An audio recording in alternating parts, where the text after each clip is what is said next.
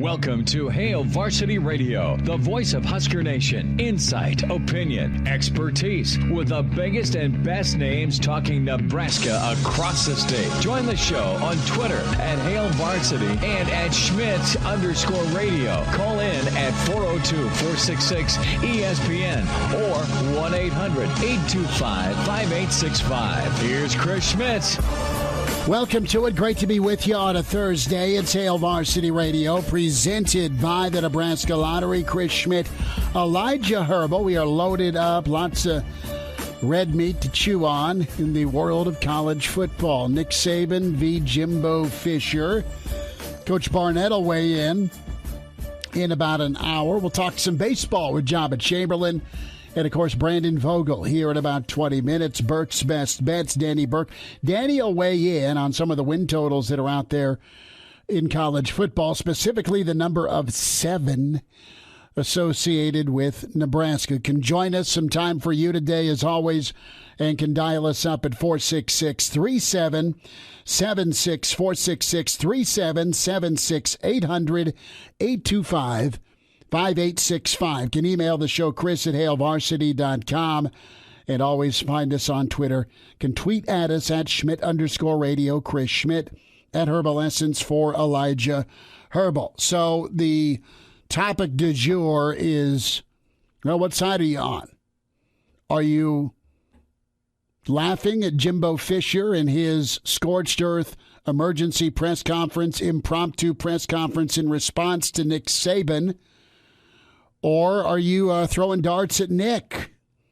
All right, Nick Saban, who are you, aside from arguably the greatest college football coach of all time when it comes to titles?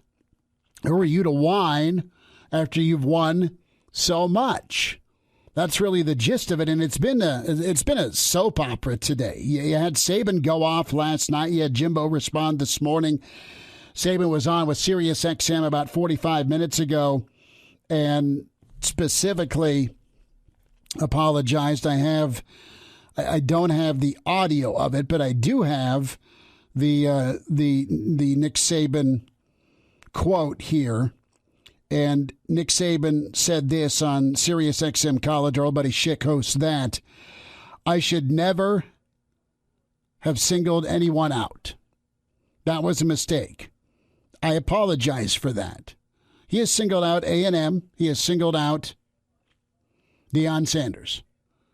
Both those guys. Funny, Travis Hunter, the 5-star that's at Jackson State. There's an insinuation that he got $1 million to go to Jackson State. Deion said, hell no.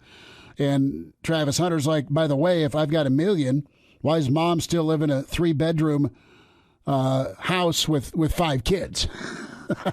I'd take care of mama.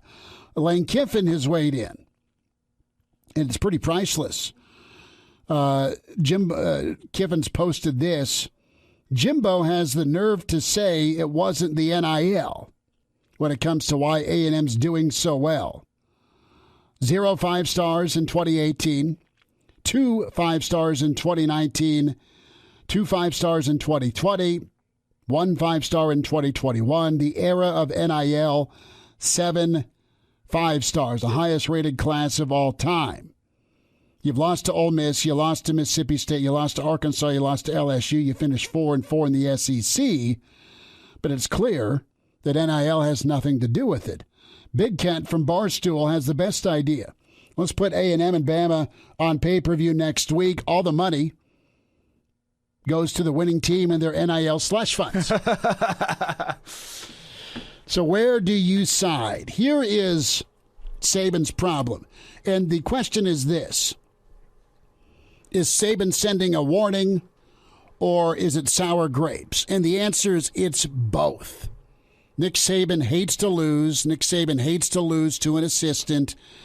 And Nick Saban is saying, I will adjust, just like I have throughout college football. Nick Saban last night at the World Games in Birmingham press conference. Ironically, this was an amateur sporting event. You've read about them. You know who they are. I mean, we were second in recruiting last year. A&M was first. A&M bought every player on their team. Made a deal for name, image, and likeness. All right, we didn't buy one player. All right, but I don't know if we're going to be able to sustain that in the future because more and more people are doing it. You know what that was? Every fan that has a big old checking account or a trust fund or both is in that audience because they paid to see Nick Saban speak.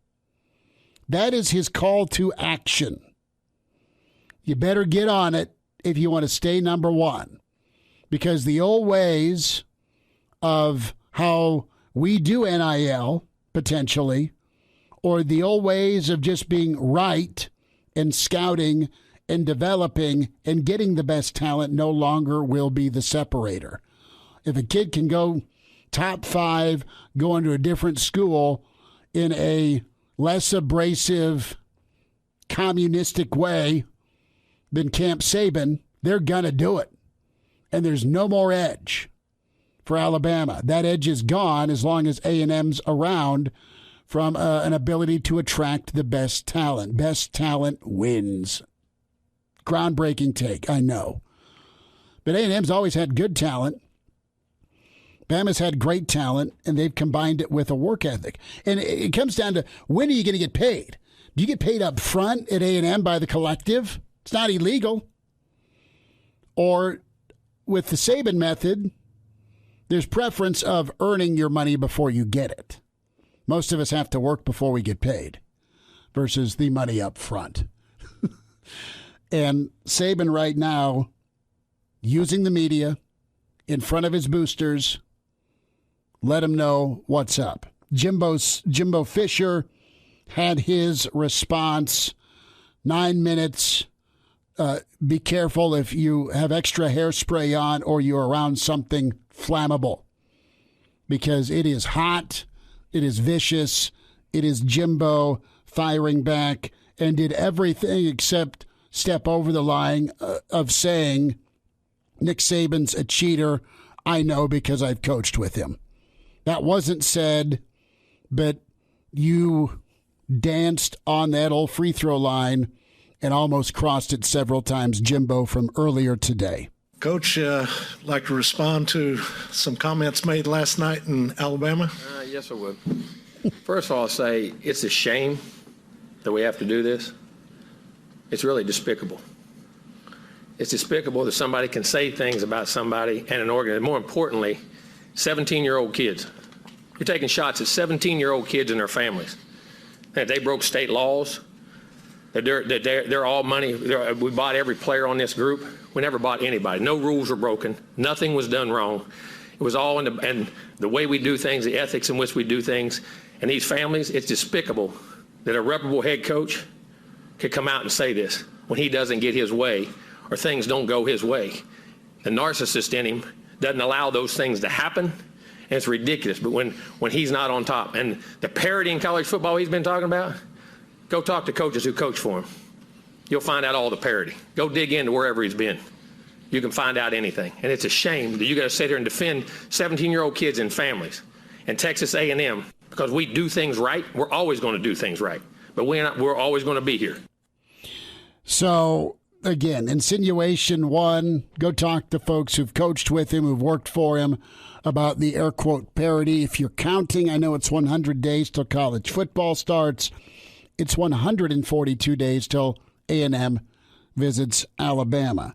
More on the God complex from Jimbo towards St. Nick. We're doing a heck of a job. These coaches have done a great job. Our players have done a great job. The whole organization of recruiting people. It's despicable that we got to sit there at this level of ball and say these things to defend the people of this organization, the kids, 17-year-old kids and their families. It's amazing. Some people think they're God. Go dig into how God did his deal. You may find out about a guy that a lot of things you don't want to know. We built him up to be the czar of football. Go dig into his past or anybody that's ever coached with him. You can find out anything you want to find out, what he does and how he does it. And it's despicable. Oof. Yeah, it gets more juicy, Elijah. I mean, it is gloves off, scorched earth. How dare you accuse me of cheating? I'm not cheating. And listen, there's an advantage. A&M's oil rich. Why would you normally pick A&M over Bama. Depends what type of kid you are.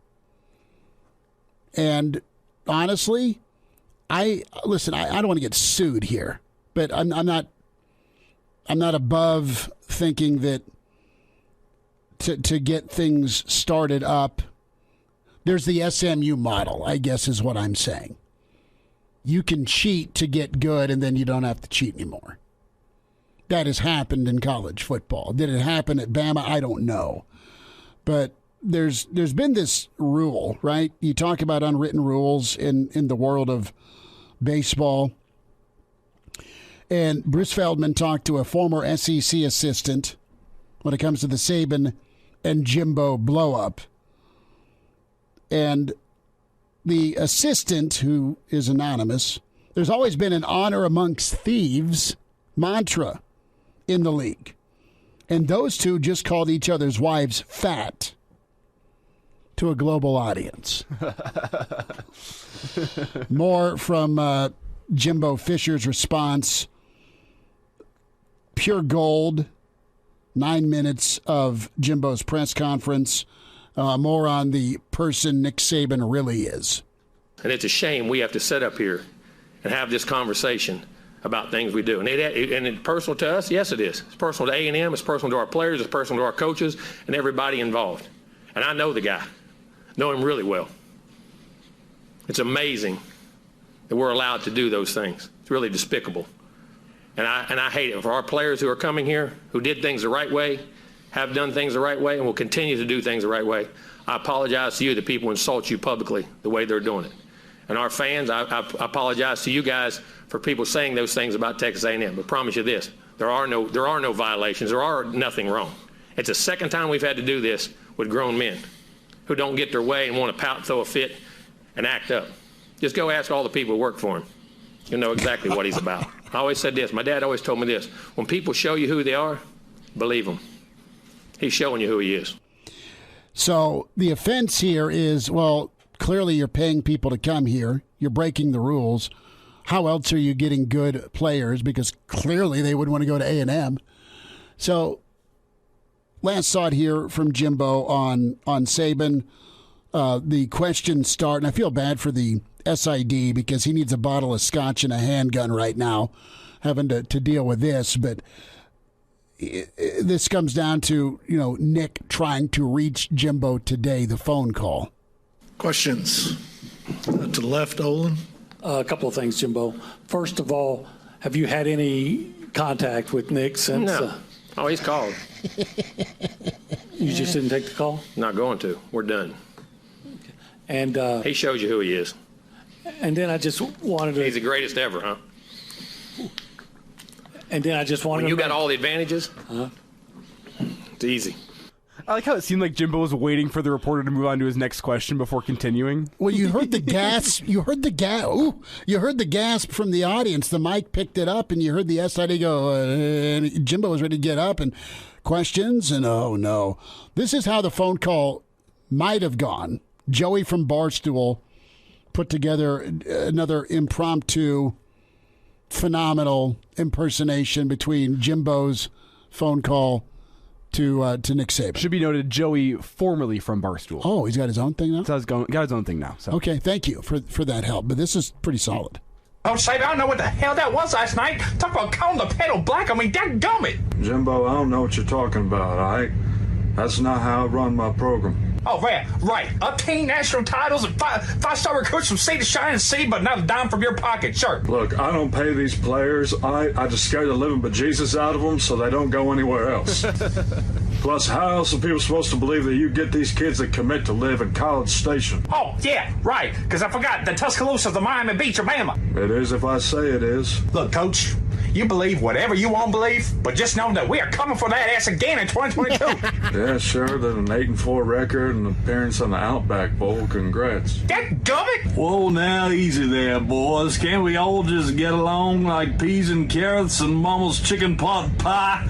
We are, after all, one big SEC family. Brian, how the hell did you even get on this call?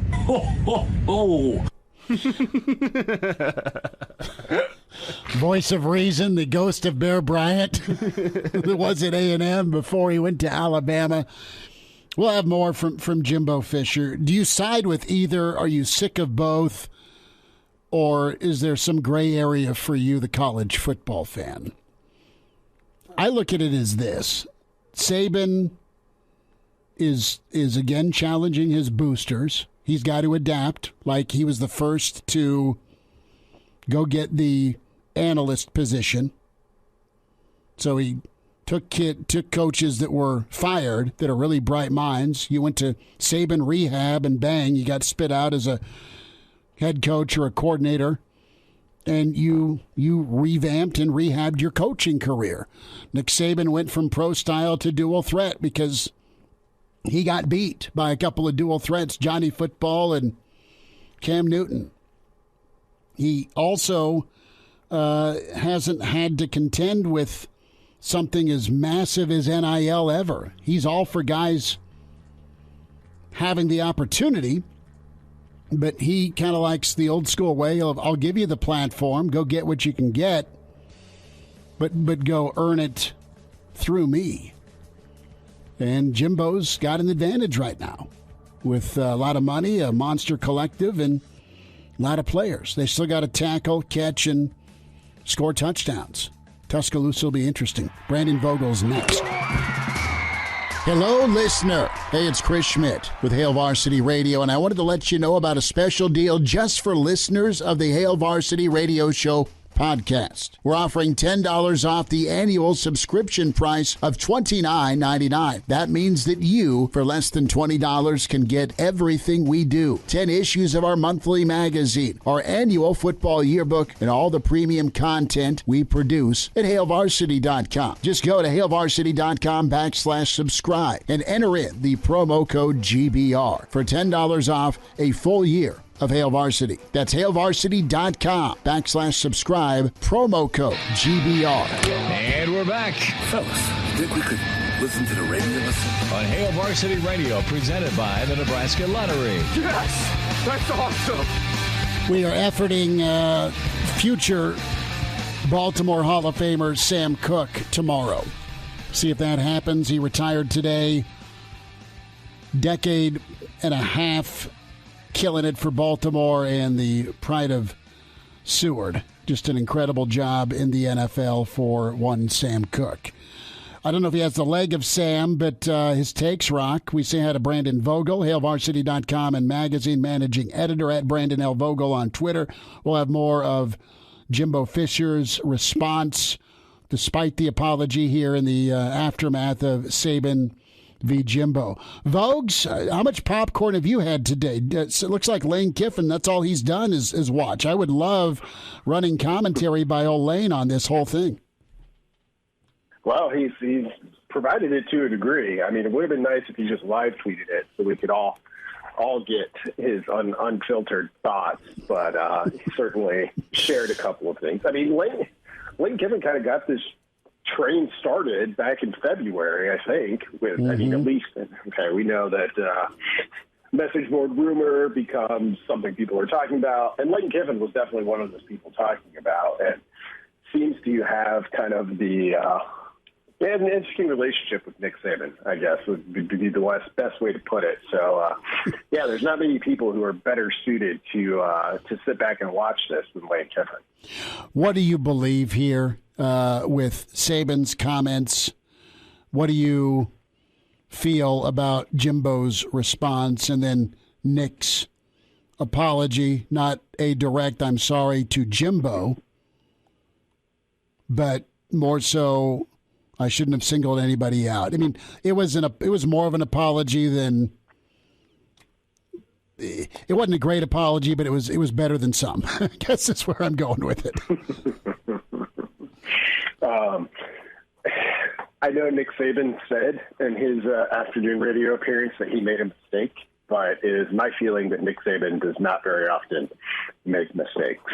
So we've seen him be out there. We saw him out there last week talking about parity, and then we have this incident. You know, a couple of years back, he bemoaned the rise of kind of up-tempo football, and then he went that direction, and they do it as well as anybody does. So I'm of the belief that when Nick Saban does these things, and he always seems to do them when they are in the kind of college football zeitgeist. People are talking about the transfer portal right now. They're talking about NIL. So he'll hop in there and be like, well, as the guy who wins more than anybody else in this game, he doesn't say that, of course, but it's implied. Here's what I think about it. And it always seems to end up not harming Alabama at all, which I think is exactly the case here. He comes out and says what he says. By the way, if you look at his full comments from that, the full video of what he said at that event in Birmingham, he makes a pretty clear pitch to a fairly, ritzy group of people from what I've seen in terms of what it costs to get into that event of, hey, these Texas A&M over here is doing this. I don't like it theoretically, but, time is going to come where we may need to boost our efforts at Alabama in terms of what we're able to do if the game's going to go this way. I mean, in that way, it reminds me exactly of when he said, is this what we want football to be? He didn't want football to be up-tempo, the way offense was going, the way rule changes were going, but it's what it was. And Alabama adapted and remained Alabama. It's from the A&M side, I understand why Jimbo Fisher was as upset as he was. Calling a press conference to basically burn the house down is fine, certainly entitled to react that way. Put it this way, for me, I don't think that helps A&M beat Alabama come October. Vogel, let's look at the A&M side of things here, because I think you can see the irony in the fact that Jimbo calls an emergency press conference to call somebody else a narcissist, but we'll move on from that for just now. But is it possible that this is Jimbo in the wake of getting all these 5-star recruits? I mean, we know he doesn't like the narrative of the only reason these guys are coming to Texas A&M is because we paid them.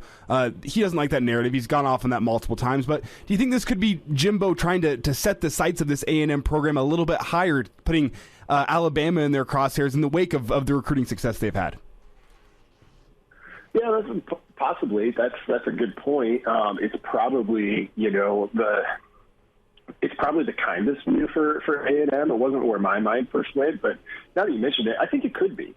And, you have to be able to do that, because if A&M's going to recruit like this, whether that's because, Jimbo's just doing an amazing job and these kids want to show up there, or if NIL has some part of it. And it's probably a little bit of both of those things, as it should be, and as I think it is probably in most places in the country.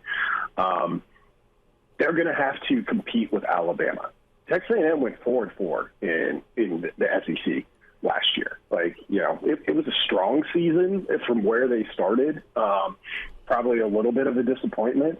And now they bring in the number one recruiting class in the country, and they're building, they're building something there. But if they're going to get to where they want to be, they're going to have to contend with Nick Saban in Alabama, among others in the SEC. I mean, it's impossible for me to forget that when Jimbo took that job, they gave him a college football playoff championship trophy that was blank. A&M's won 18 conference titles. They've been in a conference for, I think, 120 years and won 18 conference titles. So, I mean, they clearly are shooting for the highest honors possible. And if you're going to do that, you can't back down from Alabama. Brandon Vogel's with us, HailVarsity.com and magazine managing editor, Dream Like a Champion, his book with John Koch. Jimbo almost broke the code of omerta, if there is such a thing, Vogues, with his insinuation multiple times. We'll hear more of it here in about 10 minutes. But he did everything but, all right, you're going to call me a cheater. You can't call me a cheater. You can't call me a liar because I'm not. But all right, go talk to some of Nick's former coworkers here about how Rome was built. I mean, that was blaring in the 9 minutes. Yeah, it absolutely was. I mean, there's with how Alabama kind of has taken coaches, a lot of them recently fired, kind of helped them build back up and, move on to the next step. Because if you are a successful coach at Alabama, which, to be honest, it's kind of hard not to be. That's become the way that people want to go. And I mean, what Lane Kiffin's doing at Ole Miss, you've got some good examples of that. Kirby Smart probably being the best one, of picking somebody off of the Saban tree and turning some of those, may not get Alabama level of yield year after year, but you can get pretty close, and Georgia's right there. And, of course, you've got Jeremy Pruitt and some others that haven't worked out so well. So taking that part of it, there's a lot of coaches out there that have been under Nick Saban. And this Jimbo thing, must have been brewing for a while. Obviously, he had the impetus with last night's comments to finally say, all right, I'm done with it. I'm finally going to say what I've been meaning to say for a while. But that said, if those rumblings are out there among other past Saban coaches, I haven't seen or heard a lot of them. And not that I would. I don't traffic in Alabama circles that closely. But it struck me as kind of implying that there's a lot out there, when I'd be a little bit surprised if there was. Right, and that is interesting to just go through the history and topic of paying players. The insinuation to me from Jimbo, I'm reading into this, I'm not accusing, but my read in is, Nick, you're not so up and up yourself, man. And I think from a work environment standpoint, it's probably not a lot of fun to work for the guy, Vogues, but you do it to further your career. Yeah, I don't think it probably is a ton of fun for, your average coach. Again, and this was Saban's comments were another example of it to me. He just has a Jordan level kind of obsession with winning all the time. It can be May. I mean, this was probably the most entertaining May day in college football history because normally nothing is happening in May. So it seemed a little bit like that. And I guess, for me to feel that way, you kind of have to go back to, well, do you take Saban kind of at face value and be like, well, why is he bemoaning this? It's all kind of tactically above board. For Jimbo to come out and say, we didn't cheat, we didn't do anything wrong. I fully believe that. And really, most coaches, I think, in the country can probably say that. Be like, well, these are the rules now, and we followed those rules, and so it went. But it's just the demand. If you can rise to Saban's level, and he pretty much demands that you do, it can be pretty good for you. Mm-hmm. But I have no doubt that it's very, very challenging the whole way up that hill. Vogue's about 2 minutes here, a little less than. Love the mailbag question this week with HailVarsity.com.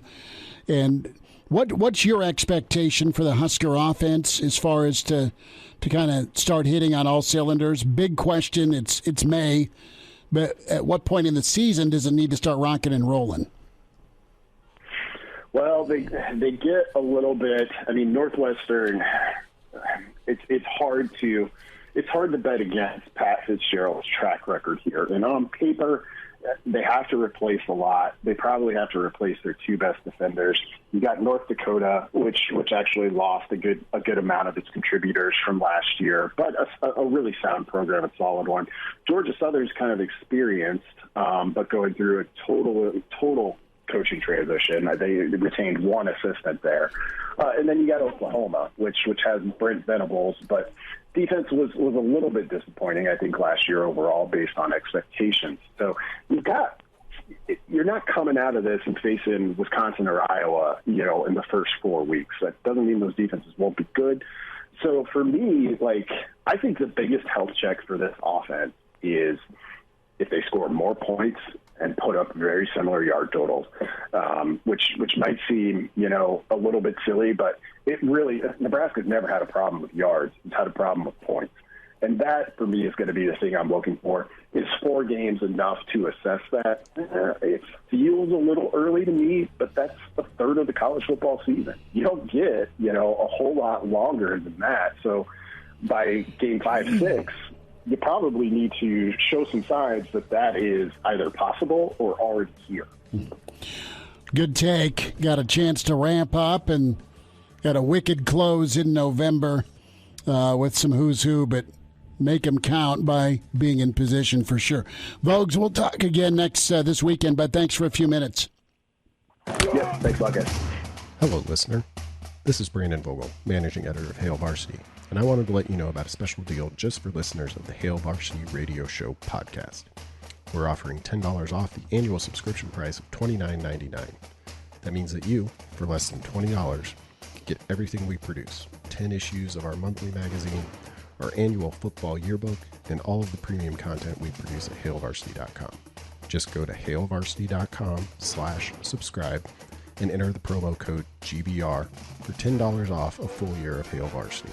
That's hailvarsity.com/subscribe, promo code GBR. He's in his 30s, but sounds like he was born with a stogie in one hand and a brew in the other. Now, say my name. It's Schmitty on Hail Varsity Radio. I got the body of a taut, preteen Swedish boy. Your chance coming up to beef up your backyard with ESPN, your friends at Capitol Patio, and yes, Russ's Market. Meat for that smoker. We'll give you a chance to qualify for that here before 5, and also in the 5 o'clock hour, Gary Barnett with us. His take on Saban versus Jimbo and some Nebraska football, the offense. What can Whipple and crew do, and how soon can they do it? Similar to what we were talking about with Brandon Vogel. Be sure to check out Vogues on the podcast and on the on-demand section, ESPNLincoln.com for all the interviews. SoundCloud's up on ESPN Lincoln's Twitter handle as well. Clint Lamb, the On-3 reporter for Alabama, poses this question towards Jimbo Fisher. So if Jimbo coached under Saban with plenty of success and Saban was cheating the whole time, wouldn't that mean, well, you know what? Never mind. You have the A&M athletic director weigh in, and that's Ross Bork talking to Sports Illustrated. Nick Saban's comments violate SEC sportsmanship bylaws, and he's been in contact with Commissioner Sankey. Bork calls the comments personal, a personal attack, and suggests Saban lashing out because he's threatened. This is personal. And listen, it is. This is a pup you watched grow up, theoretically, coach under you. And Saban is not in the same position A&M is in with NIL. Now, that'll change, because the challenge and gauntlet's been thrown down to the Bama boosters. And it's really up to Saban saying, hey, do you want to stay on top? This is how teams are going to challenge us. This is the edge they have on us through NIL. Get with it. Adapt or die, pretty much. More from Jimbo earlier today in response. This was the wildest presser probably since Calipari and Coach Chaney. And I just wanted to just put it point blank. So no players in you're saying that no players in there's no laws of anything we ever promised, done anything that goes against the laws of the state of Texas, and it's insulting to say a 17-year-old and his family broke laws. No. So I haven't broken any laws. More from Jimbo here, and gets in there about what it's like working under Bobby Bowden versus working under Coach Saban. You know, y'all have both spoken so highly of each other in the past in terms of what y'all have done in your previous relationship. So how disappointing was it to hear that from him, you know, in terms of, you know, a mentor type to you? It's disappointing. No, it wasn't. No, listen, you coach with people like Bobby Bowden and learn how to do things. You coach with other people and learn how not to do things. There's a reason people don't go, I ain't went back and worked for him with opportunities. Coach back behind the lights. Don't be associated with it. So you have the SID trying to further along the interview and presser and field questions, and Jimbo just keeps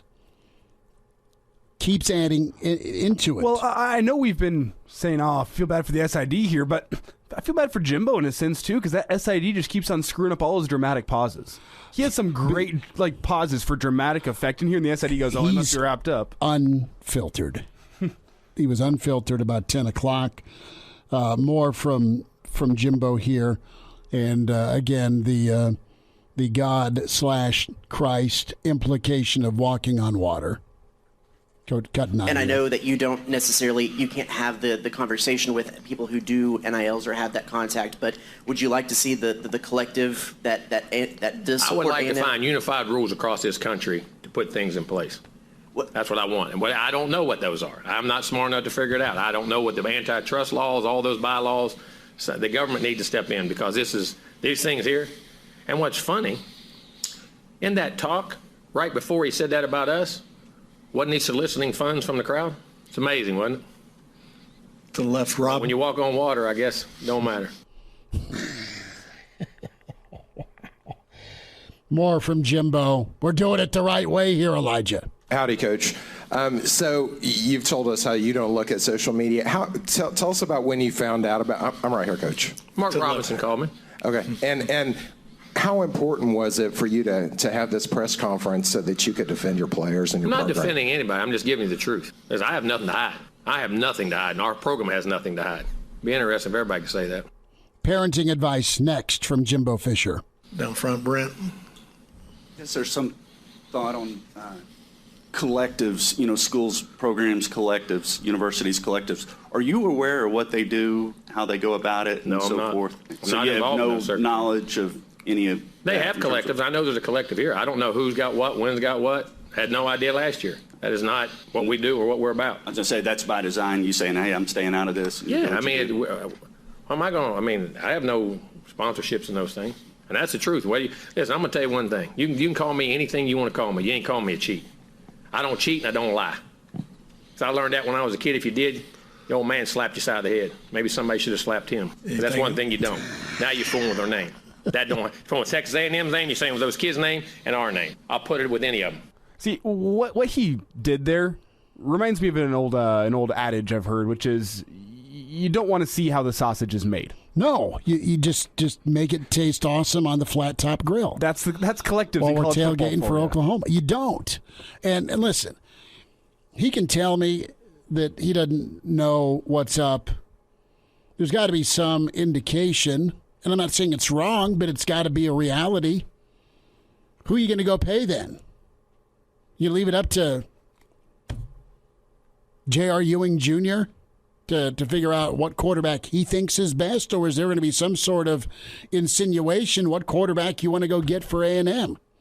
Jimbo's the talent evaluator. Jimbo's the quarterback whisperer. Jimbo's the guy who went to Alabama and got Jameis while Saban was there.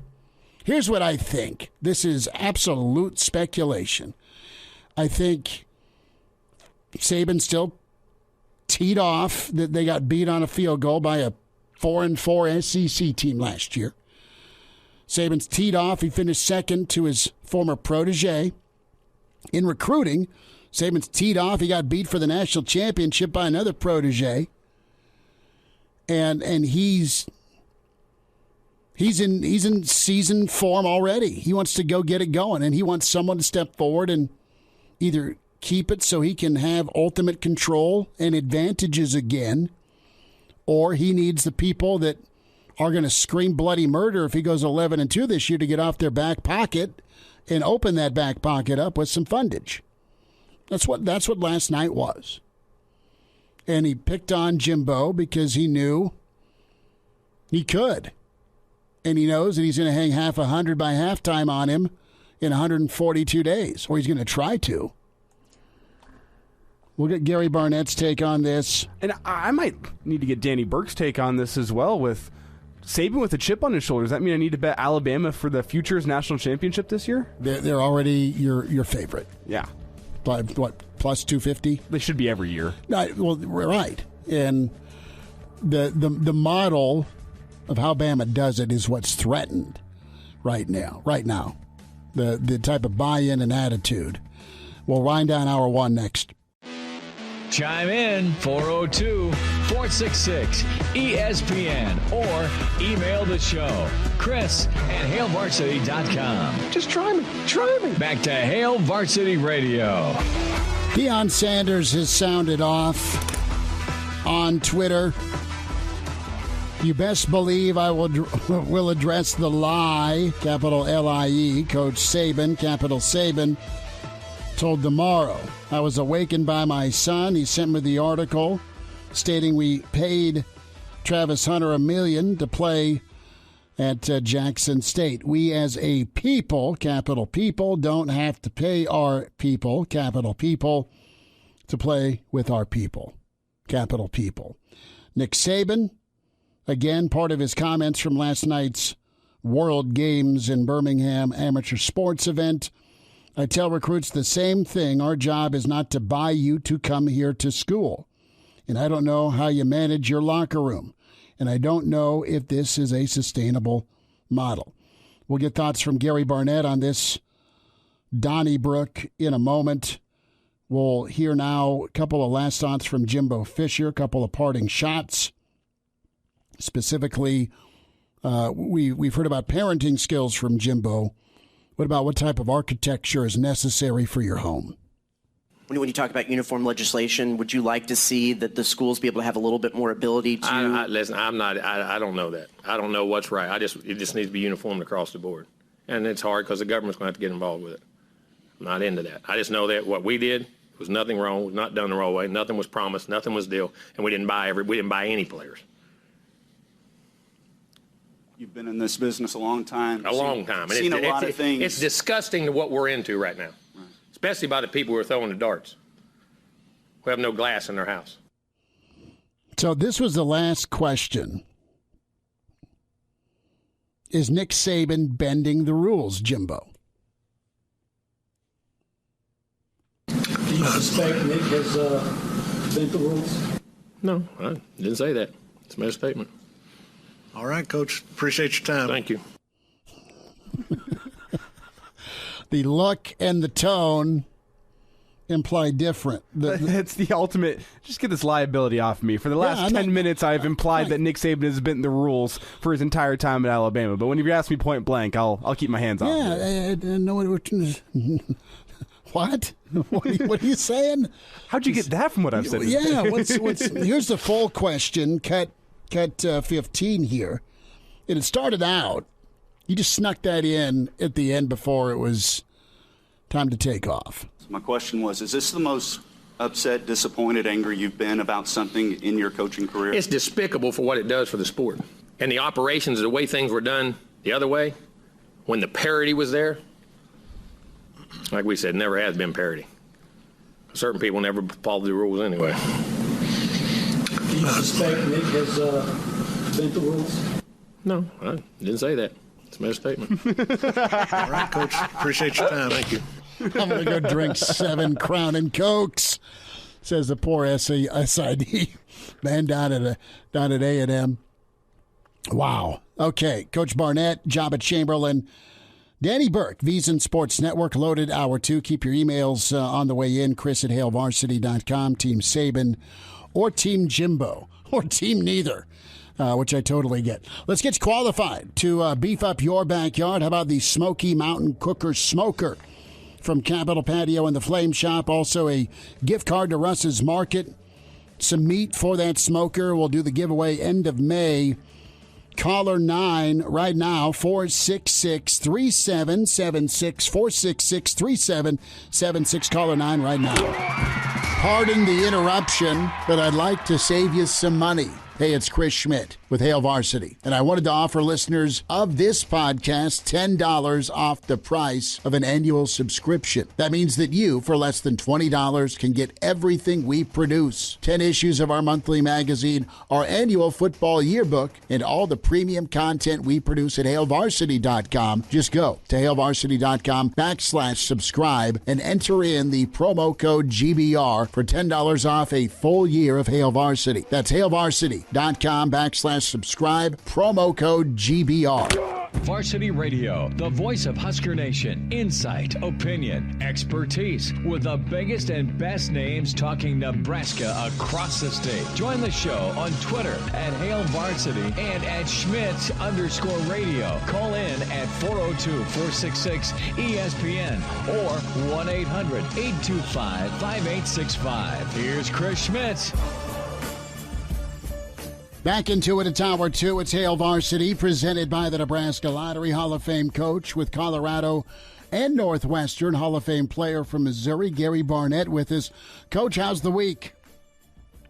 The week's good. I'm heading back to Boulder, though, here over the weekend, and we're going to have 2 to 4 inches of snow. So we're rapidly trying to cover all the plants by one of our friends or my daughter-in-law, because there's, you can't trust the weather until after May 20th. And we went ahead and planted them anyway. Man, you're not kidding. We have baseball this weekend, and it's going to be mid-50s and cold after 95 today. So you can keep your snow, though. We'll let you do that. But, hey, interested to get your thoughts as things are underway at Southern Hills, and just incredible pairings. You got to give me a pick. I didn't do that for the Masters. I want to get your pick. And you ever played or know anyone who's played with John Daly? I know he got off to a good start. I don't know how you don't pick Scheffler. Yeah. In this. I mean, I would pick Scheffler. I don't know. He's on such a roll, and he's got such a great demeanor for all this. I think the golf course fits him pretty well. I don't know how you bet against him, but as you know, it's just somebody always gets hot in these things that you don't necessarily see coming. John Daly has shown he can't sustain those kinds of leads. He can play pretty well for a short period of time. I don't think he's just made to do that, but I like Scheffler in this event. There'll be Tiger Watch, of course, and what do you think of the pairing with Spieth and Rory and Tiger all on one setting? That's going to be that'd be a lot of fun to be there, but it also, from a periphery standpoint, could be a distraction with everyone wanting to follow that specific group. Well, yeah, I think that's probably true, but it makes for great TV, and TV wants to follow those three anyway, and so might as well put them all in one group. It's going to get more coverage for everybody else. Yeah. So it's I like when they do that kind of stuff, especially on a Thursday. I think it's good for the for the whole industry. All right, I'm going to ask you to divulge. Give me 3 other coaches you love playing golf with. If you could pick 3, and you are the fourth for the foursome, who would you go play around with? Current or former coaches?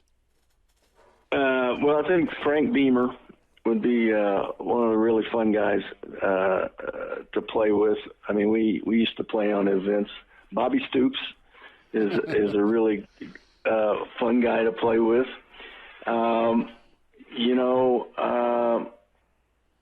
Let's see.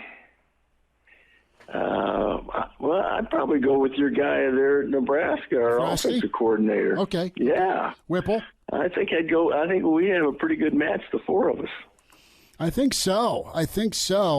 Now, I know price is top dollar for Southern Hills when you want a beer. I think it'd be a priceless situation, Coach Barnett, if you could ride along if Jimbo and Nick were playing golf today together. Yeah.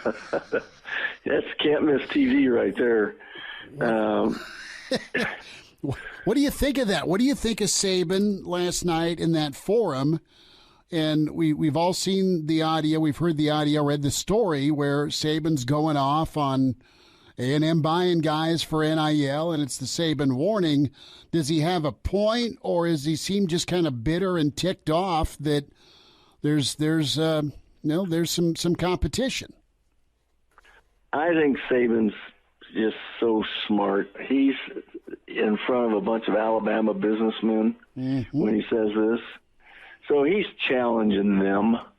I think deep down, probably every coach in America thinks the NIL thing, for the most part, all the things that get written about are going to be bad for the sport. For not for the top 30 teams, but for all the other people and kids who play college football.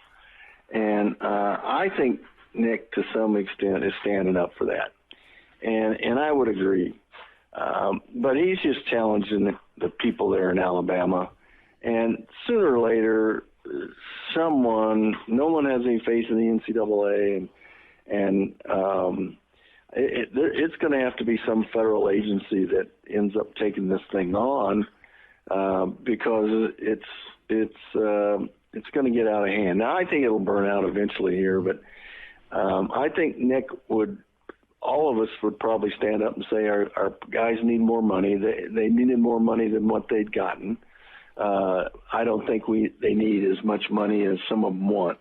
But I think that Saban's just challenging the people there in Alabama, and I think he's making a point that all of this is not good for the long-term future of the sport, and for all the guys that play it who don't get NIL money and are in a locker room with guys and NIL guys, depending upon it's such a team sport.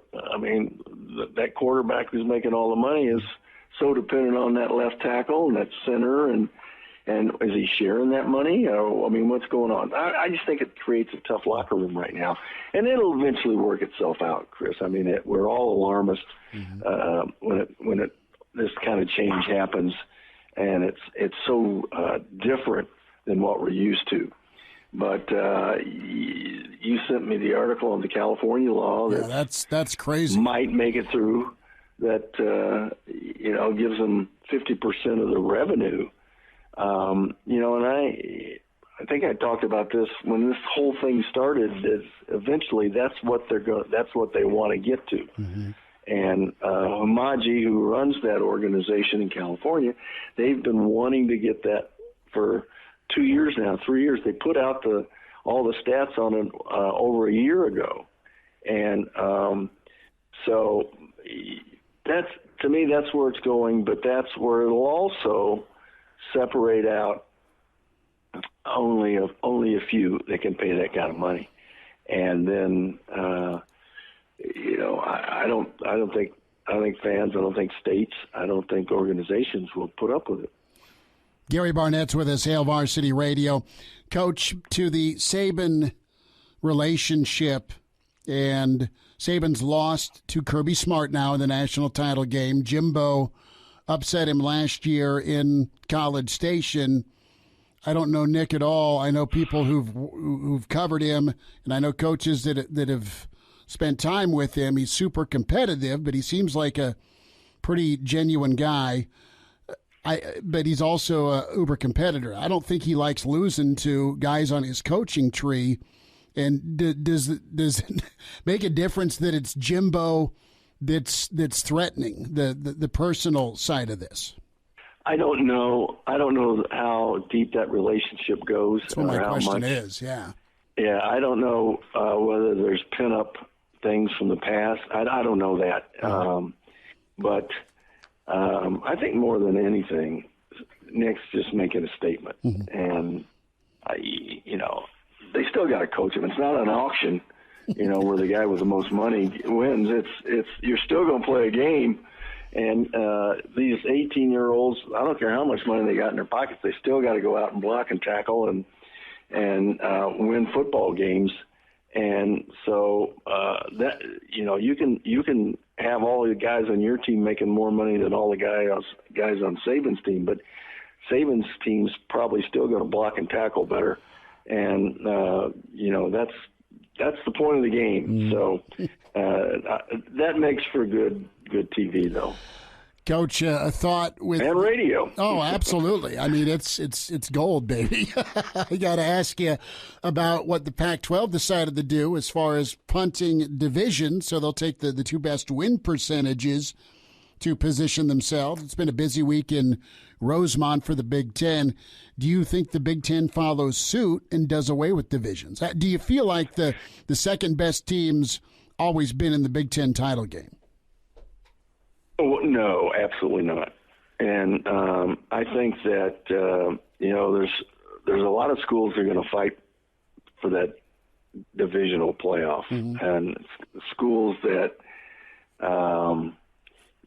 especially in the West Division, I think it's going to be unlikely that if you break down and eliminate those divisions, that there'll be anybody from the West even participating in that thing.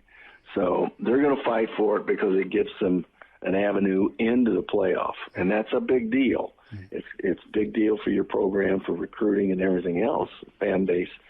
But I see all of them going in that direction, to tell you the truth.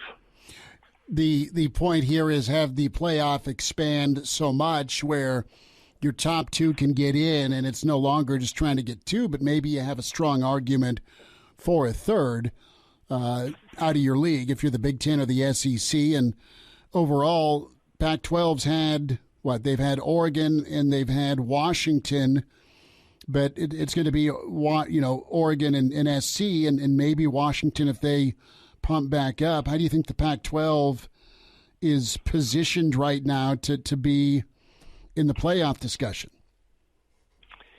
Well, it's the same teams. It's going to be Oregon. It's going to be SC. UCLA will be nipping at their heels. Washington's the one team that can make an impact. Utah will be a tough opponent, a tough out. But Washington still has all the things you need to be a high level program. They just you got to get all the pieces together, and they haven't had that. But it's still going to be SC and Oregon, and then everybody else on the outside looking in, I think. But Oregon's always beatable. I mean, Oregon is not Ohio State. Sure. So somebody can get Oregon, but Stanford sort of had their number. But it's going to be those two teams, with I think the next two teams behind them being Washington and maybe UCLA. I think UCLA's they're still going to be a factor in there. Coach, got to talk Nebraska. We have been leading up to Nebraska and Northwestern and Ireland. As an offensive guy and a head coach, what's the worry point of your offense? If you start a season off and your offense is sputtering, what's the timeline for it to come around? And as soon as possible is the preferred answer. But I'm talking with Coach Whip in Nebraska. At what point does the offense need to be ready to rock and roll? Is Oklahoma about the date? That'd be game 4? Well, I don't think you ever put a timeline on that. Okay. I mean, you let it evolve, and if it doesn't evolve fast enough, then you got to take some measures to get that evolution going, kick-started. But the sooner the better. I don't. The sooner you get in motion and get it going, the more innovative you can be later on. And so, if you're just fighting to get first downs and fighting to get the ball in the end zone and the red zone, that's a struggle that's hard to overcome. You just don't all of a sudden do it. So you once that's happening to you, once you can't get first downs and once you're struggling in the red zone, that could be a season long. It doesn't just come around. You got to keep working on it. So if you can get that up to, ready early, then you can work on all your other stuff. But if you can't, then all that other stuff doesn't mean anything, because you've got to get first downs and you got to get touchdowns in the red zone. Gary Barnett with us, Hail Varsity Radio. Coach, to close, going to ask you about Coach Fitz and Northwestern and what makes him so great. There's a ton of respect for him, and Northwestern's won a lot of ball games. They played in Big Ten championship games. When we talk about, what makes coaches special, the wow factor, what is it about Fitz that kind of elevates him amongst many in a really good league? Well, I think he's a perfect fit for Northwestern because he played there. He understands every aspect of it. I was just with him this weekend, and it's just amazing to see how he is so comfortable in every setting. And whether it's former players, former teammates that he's around, and he was around some this weekend, or former boosters or current boosters, everybody respects him because he just covers all the bases. And he was just as much of a trickster and a fun guy with his team as he was a good player and a leader on the field. And so everybody respected Fitz. He did it there. He understands it. He's got compassion for those sort of things. He loves the game. He's in it for the right reason. I just saw renderings of the new stadium. It's going to be unbelievable. And so he's got it going. And I just think he has created a ton of respect for the program and for himself. Well, he's doing a great job, and he's got guys going into the NFL, first-round picks, and Nebraska fans, one way or another, will be purchasing a lot of Guinness Saturday night and into Sunday potentially over in Ireland. Tough ball game, but excited for that matchup. Coach, have a great weekend. Have a great birthday before we talk to you next, and thanks for a few minutes. All right, thanks, Chris. Great being with you. Pardon the interruption, but I'd like to save you some money. I'm Brandon Vogel, managing editor of Hail Varsity, and I wanted to offer listeners of this podcast $10 off the price of an annual subscription. That means that you, for less than $20, can get everything we produce, 10 issues of our monthly magazine, our annual football yearbook, and all of the premium content we produce at hailvarsity.com. Just go to hailvarsity.com/subscribe and enter the promo code GBR for $10 off a full year of Hail Varsity. That's hailvarsity.com/subscribe, promo code GBR. And now, back to Hail Varsity Radio. Back into it. It's Hail Varsity Radio, presented by the Nebraska Lottery. World Series champ, Husker Hall of Famer and All-American Joba Chamberlain with us. Find him on Twitter at Joba_44. Joba, it's baseball season, man. The weather's making it feel like it. How you doing? Good. I'm glad we got through this spring. I've had enough sitting in the stands in cold, misty, rainy weather. So this nicer weather for some Summer Legion baseball is something I'm looking forward to. Can't wait for Legion ball to start up. A thought from you, just monster series against Sparty for Nebraska. As, heartbreak against the Illini, but Nebraska came back the right way against Oral Roberts. Any thoughts here on this weekend? I mean, no margin for error for Nebraska.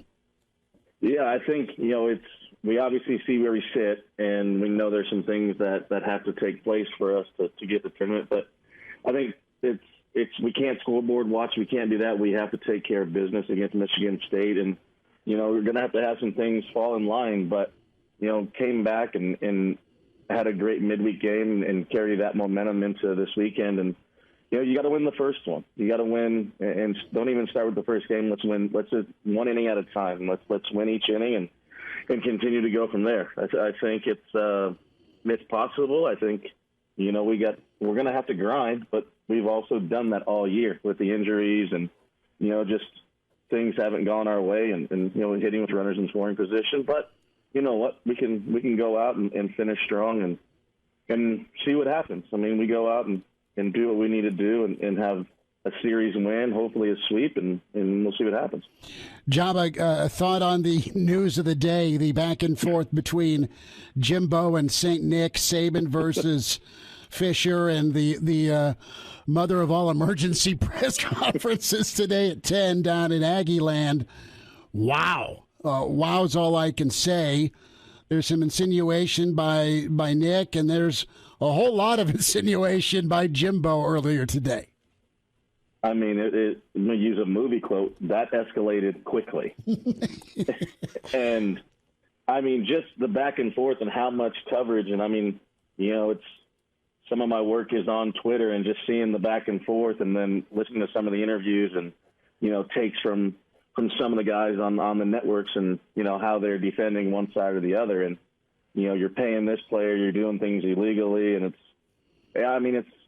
it's crazy because and the fact of the matter is, how do you look at that as paying a player when now it's legal with NIL? I've kind of looked at it from both ways, and the understanding of certain situations, and it's not necessarily paying a player or doing something. It's just the fact that you, as a organization, what you want to call it, or as a entity, which is, yourself, what are you going to do in the best situation to win and put yourself and your family in a good situation? But the way it came off and whatever,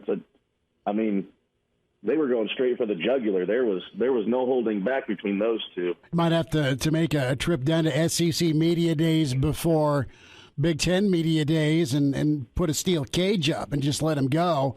I mean, it was so thick with Jimbo's insinuation, read-in, and the last question of the presser was, is Nick bending the rules? And Jimbo's like, I'm not saying that. Well, there was so much insinuation there, and Jimbo had been with Nick at LSU, and people do time working for Coach Saban. That's the word I get. I mean, it's not a fun work environment, but it pays off in the end because you're a head coach or you're somewhere else making a ton of money as a Saban protege.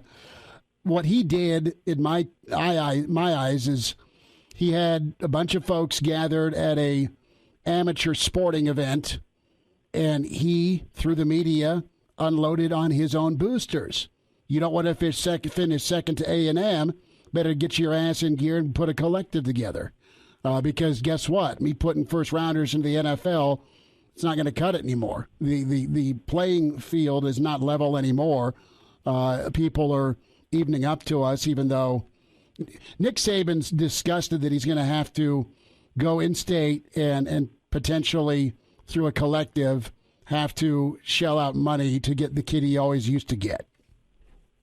I think it's 100% right in how you said it and what it's going to be. And, as the collective, is it going to be stepping on toes? Is it going to be doing certain things that technically aren't illegal, but it's kind of an unwritten rule and the things that they do? And, everybody is getting to that point. And, the guys that Saban was always getting now maybe going somewhere else. And always when he wins a national championship, if you ever notice his demeanor, he's never excited because he immediately focuses on them winning again. I mean, every interview after they win is kind of very mundane. He's like, we'll enjoy this tonight, but then tomorrow we've got to move on. And and that's just what he is. And like you said, everybody that has put in their time, and you look at it from all aspects, you look at everybody that's coached under Bill Belichick and what they've done, and you look at Nick Saban and the aspect of, when Jimbo in his presser was like, you talk to anybody that knows him and they'll tell you everything about him. Well, where the body's buried, Jimbo. Yeah, exactly. Is that true? Because if it was to that point, we really haven't heard anything. And there's been a plenty of names that have worked under Nick Saban, and for him to fire one of those off and like, you can talk to anybody. Now, does that open up the bag of worms where one person said something, now somebody's going to dig here, dig there, talk to this person and ask some things and maybe some uncomfortable questions and see what happens? Like I said, this isn't over. And I'm going to pop some popcorn and put my feet up on the couch and hopefully get some good action going. Let's talk state baseball real quick. East having a tremendous run in action against Millard West. The winner gets Millard South. You've seen all three of these teams, and what sticks out to you about first Millard South and then also what East has been able to do? I think you had focused on East for, obviously Lincoln coming out representing us well, and, fortunate they had Carter Mick, go and throw an absolute gem of a game to put him in that position. And then you got Jalen, who has pitched in big positions, going to San Jose State. And, it's just they've gotten, big outs when they've needed. They've gotten people big to step up.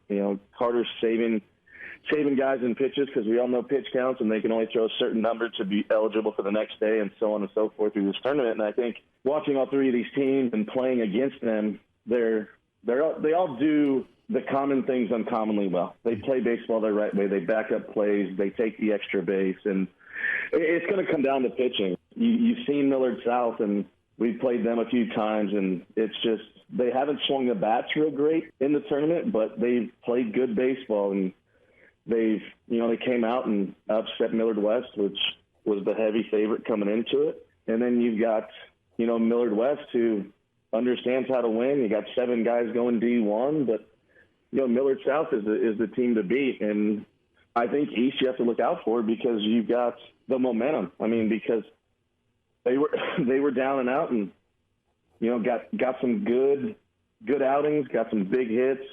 They've got, early 2-run homer to get them on the board. And I think the momentum going into it is huge, but it's also the fact, too, that they have to, understand there's no mistakes now. You got to win 2 big ball games, and they got the arms to do it.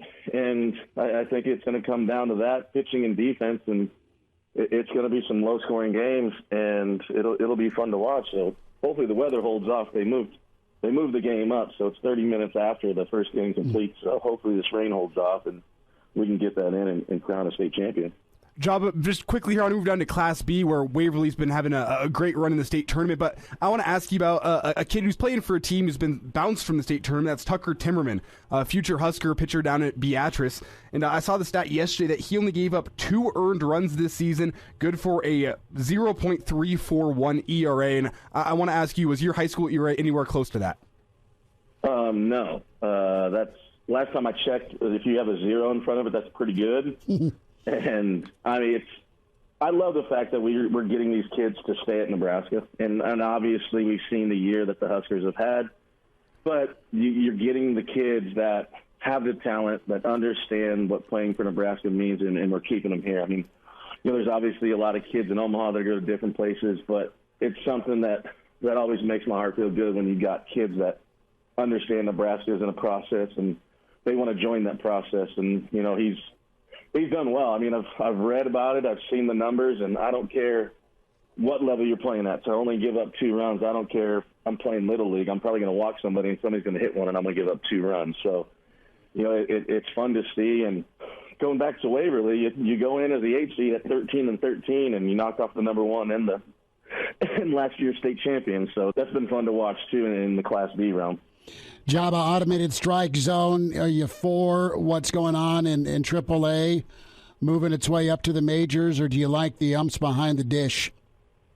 Based upon everything that's happened and listening to the interviews, and from a broadcaster's perspective, the AAA broadcaster, he said there was only a couple times where there was a delay. And, I mean, everybody knew that the umpire had an earpiece in, and they said there was a couple of times they showed highlights where the batter looked back, and that's always going to happen. That's human nature. One of the things that I thought was really interesting was, first of all, the feedback. Is it going to slow the game up? Is it going to speed the game up? And it sped the game up. It didn't hinder the game. It didn't slow the pace down. Watching the highlights, and it looked very natural. If you didn't know what was going on, you wouldn't have felt that it was a little different. But the other aspect of it is, and Chris Bryant is rehabbing with the Rockies, and he brought it up too, and he makes a great point. As of now, the strike zone, there doesn't have to be a percentage of the ball. It just has to nick it. If you think about that in the tennis aspect, when they review it, it doesn't have to be all on the line. It doesn't have to be 50%. There just has to be a speck touching the line. So I think that's probably the one that I would look at the most. Is it just touching it, or does there have to be 10%, 20%? Sure. And I think that's just going to come along with getting used to the system, because if it's just nicking it, then that's going to create so many different aspects of the game where now there's more swings. The game is faster. The game is going to be a little bit more exciting because guys are going to have to swing the bat. Mm-hmm. So from those two things are the biggest, and based upon what's happened as of now, the feedback has been great. The immediate call, and I just think it'll be that aspect of, is it 10%? Do we leave it as the way it is, see how it goes? But I think those are all talks, but from what I've seen, it's coming. It's definitely coming. Joba Chamberlain. Joba, we'll get caught up again, bud. Thanks for a few minutes today. Anytime, guys. You know that. Like what you hear, high-quality radio and podcast is part of what we do at Hail Varsity. Hey, it's Chris Schmidt with Hail Varsity Radio, and I wanted to offer listeners of the Hail Varsity Radio Show podcast $10 off the price of an annual subscription. That means that you, for less than $20, can get everything we produce, 10 issues of our monthly magazine, our annual football yearbook, and all the premium content we produce at HailVarsity.com. Just go to HailVarsity.com/subscribe and enter in the promo code GBR for $10 off a full year of Hail Varsity. That's HailVarsity.com/subscribe, promo code GBR. And now, back to Hail Varsity Radio. Back into it. It's Hail Varsity Radio, presented by the Nebraska Lottery. Burke's Best Bets, VSiN Sports Network's very own Danny Burke at Danny Burke 5 on Twitter, the Danny Burke podcast, and of course Rush Hour weeknights across the country. And Danny Burke, you're getting a little Ferris Bueller time with the cameras finding you at Wrigley, man. You weren't ditching work, were you? Nah, I hustled back from the sports book at Rivers Casino, hopped on the old divvy bike, if you have the lift divvies out by you guys. So went from my apartment, went to the bleachers with a big crew of our friends, and yeah, I got exposed out there, had the mean mugging look, the resting bee face, if you know what people call it. But I mean, hey, the Cubs were losing to the Pirates. I was ready for a sweep. So my face pretty much exemplified how I was feeling in that moment. Well, see, the thing is he wasn't skipping work, because if he just takes the Cubs line, he's now at work watching that game. He's scouting. Exactly. He's scouting. Now you're talking. What is the what are the Danny Burke odds, favorite-wise, between a steel cage match between Saban and Jimbo Fisher? Who wins? What are the odds? I mean, honestly, look, Jimbo, I got to respect the mustache that he always reps as it is. But, look, at the end of the day, if you've got the brass to kind of say that in the first place, I feel like you got to make Fisher a slight favorite at that point, right? I mean, him coming out and saying that's kind of a big thing. And, look, we know that Saban's getting up there in years at this point. So, yeah, give me Jimbo as of this point. And sorry, I'm not the mustache city rep. I was getting confused with someone else. But still, I got to give the edge to Fisher in this battle if he's coming out firing. Nick Saban would be down, and he would find a way, dirty or not, to win. But no, here's what I'll say. All I'm saying. He would pull his shiv out and do the work. But if I show up to like an underground fight club and they're taking bets, and the fight's between a dude named Jimbo and a dude named Nick, I am taking Jimbo all day. You got to do a little background and realize Nick is from West Virginia. Okay. So, Daddy, a thought here as Golden State not only covered Elijah Herbal, but also the unders hit last night. So that's a steak and a beer for me. What do you make of this series? Did you like what you saw from Golden State? And do you think they make quick work, or is this thing an extended series? Does Dallas come back with a counter here for Game 2? Well, look, you don't want to be the person who's the Monday morning quarterback, but this is the thing with Golden State. Like, they're capable of doing this, and this, for me at least, has been my concern with Dallas really from last year to this postseason, but they've just been overcoming it time and time again. And based on kind of the inconsistencies you saw with Golden State last series, you did think that there was a chance that Dallas could come out firing, but now you saw what Golden State still can be and probably what the true colors of this Mavericks team is. Now, I mean, going forward, I don't expect them to get absolutely creamed like they did in Game 1, but I think it's pretty clear that the advantage still resides with Golden State, that they're still the top team in the Western Conference, and that they can flip that switch when need be. In terms of betting that game yesterday, I mean, I was fortunate enough to cash on a couple of props. I took Wiggins over 15.5, for example, and he had like 10 at the half and then cruised over it. It's just a really good matchup for someone like that who can expose the mid-range game that Dallas is really weak at defensively. So keep an eye on a matchup like that. And really, because you also have to consider what these opposing defenses have to focus on. Oh, you got to look at Steph Curry, Klay Thompson, Jordan Poole, and that's going to inevitably leave another scorer like an Andrew Wiggins open. So it's things like that that I think you can really seek out in this type of series. The line is now like, 6.5? Again, I don't like really laying spreads in the NBA because of how volatile it can be.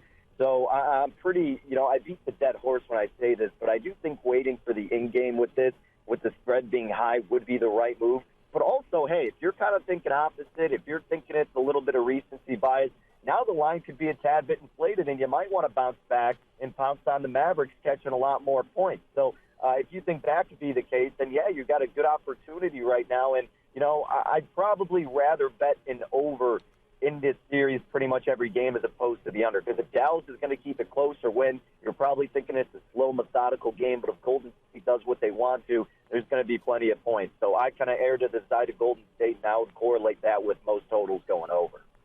Danny, the game tonight is Celtics and Heat. Heat are up 1-0 in the series on the back of Jimmy Butler's performance. And tonight, the Heat favored by 1.5 points. What do you like tonight? You liking either of these teams' money line, player props? What are you thinking? Wow, that line came down to 1.5.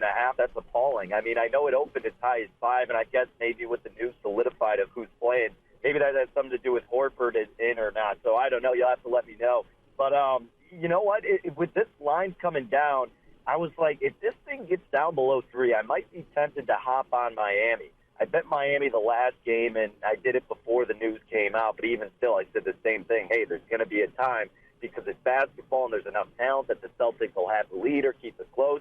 And there were so many great in-game betting opportunities all the way through the half. I mean, I had them pre-flop on Miami, and then when they were down, I was like, look, the Celtics were shooting out of their minds, and conversely, the Heat were missing shot after shot. That's not going to stick around and be the same. So I also live bet the Heat, and that obviously came through. So, I think in terms of a side, I'll wait to see how the rhythm of both teams are looking. And I didn't get involved in anything pre-flop, but there has been some movement to the over. I kind of don't hate that. I think there could be a decent amount of points in this game as well. So if I were going to do anything before the game tips off, I'd probably bet this total over. I think the number was 206.5 was the best. It's been creeping up to maybe 207 as of this point. Danny Burke's with us. Burke's Best Bet, Pride of Chicago, VSiN Sports Network, and can find him on Twitter at DannyBurke5. Well, some over-unders are out, Danny, for the college football season, and Nebraska has landed at the dreaded 7. And as you look here, nearing the end of May, with your crystal ball out, 7, over, under, or right on. What do you think of the win total? There's been obviously a lot of hype around this team in terms of some of the projections we've seen, which is always a little bit scary as, Cornhusker fans. We all know how that goes. But honestly, and I've been saying this, and I've been pretty, optimistic about this Nebraska team more than others. And don't get me wrong, they do us all dirty, so we know how it goes, as of late at least. But with the number at 7, I was kind of hoping some of these books would come out at 6.5, because then I would bet the over, just based on what these people think from what they've seen the past couple of seasons.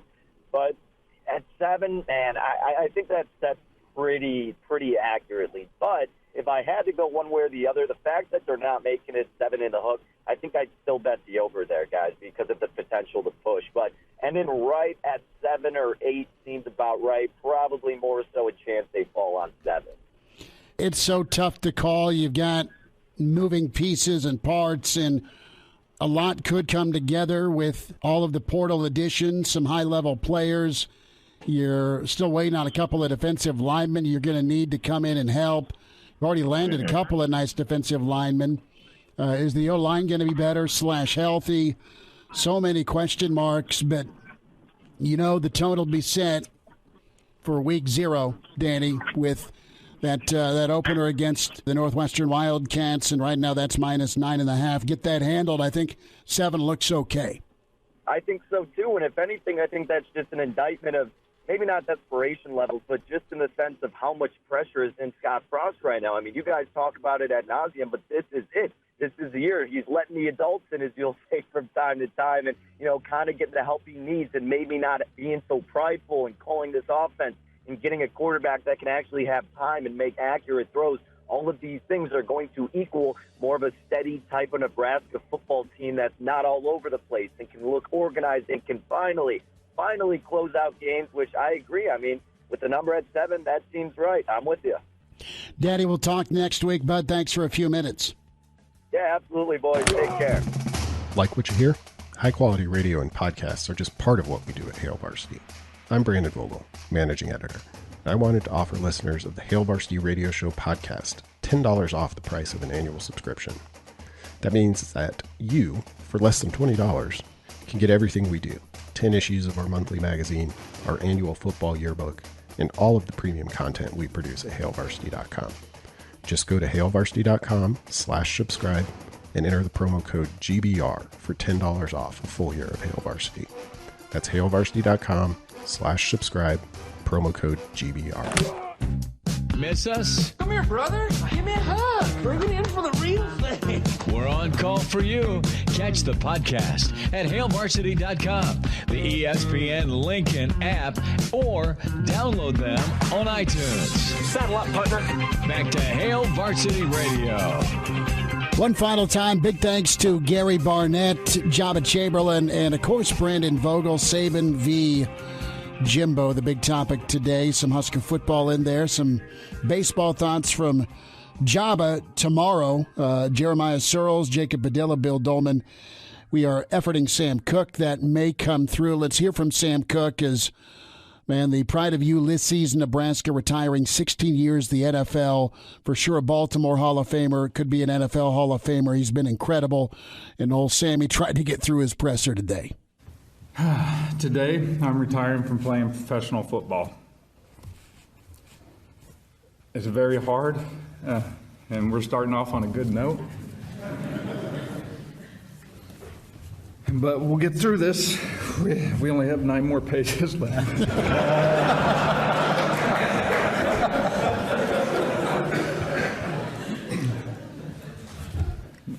First and foremost, I want to thank our owner, Steve Bisciotti, and the best front office in all of sports, Ozzie Newsome, Eric DaCosta, and Dick Cass. I am grateful they took a chance on this unknown punter from the university.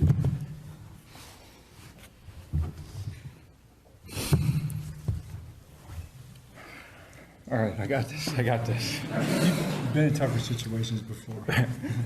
I do know that. We can get through this. Well, he was incredible to watch. He's been a lot of fun to talk to over the years, and wishing him well. He's going to do a consulting role with Baltimore. So he is 39 and can still bench more than you, me, or your dad, because he's just a tough dude, and what a great player. Now, at what point does he come back to save Nebraska's special teams? Well, let's give Bill Bush some time. Bill Bush is money, and Bill Bush was, the guy that worked with Sam Koch at Nebraska. So... But it was, bittersweet for Sam today, and that announcement. Baltimore drafted a 4th-round kicker out of Penn State, punter, I should say. But Sam's incredible, and wish him and his family well in retirement. We'll get you qualified shortly here, and the Beef Up Your Backyard opportunity is awesome. That's the smoker from Capitol Patio in the Flame Shop. Also a gift card to Russ's Market for all that meat. And you put said meat on said smoker and you invite us over. That's how it works. Kidding, of course. End of May is when that happens. Pretty just drama-filled day with Jimbo's response to Nick's apology, reprimands by the SEC office. And Vogues was right, man. Best day of college football ever in May.